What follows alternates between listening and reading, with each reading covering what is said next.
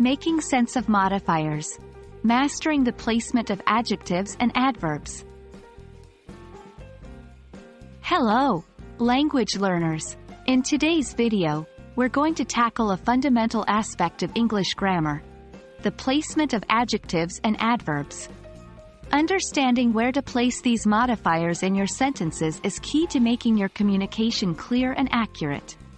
So let's dive into the wonderful world of placement rules and exceptions.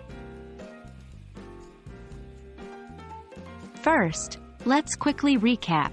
Adjectives are words that describe or modify nouns.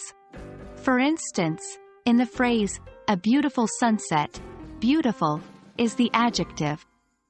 On the other hand, adverbs often modify verbs, adjectives, or other adverbs.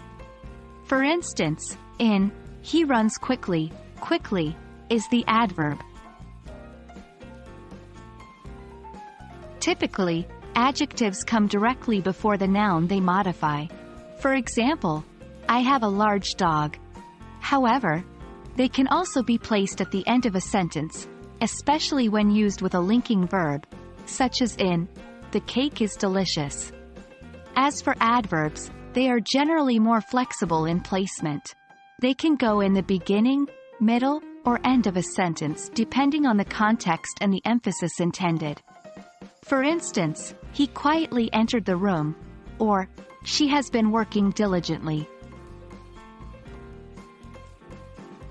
Of course, like many things in English, there are exceptions.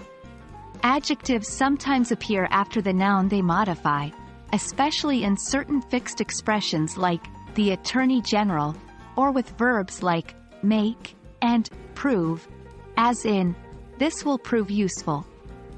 For adverbs, the main point to remember is that some types, known as mid-position, adverbs like always, never, often, etc., generally go in the middle of a sentence, usually before the main verb. For example, "she never eats breakfast," or "he always arrives late."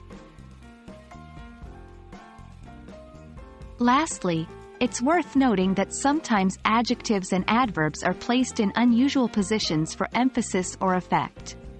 For instance, "a beautiful, it truly was, the sunset that day." Or, "quickly, very quickly, he finished his task." These are not grammatical errors, but rather intentional decisions made by the speaker or writer. So there you have it, the general rules and exceptions for the placement of adjectives and adverbs. It may seem complex at first, but with practice, you'll soon master this aspect of English grammar.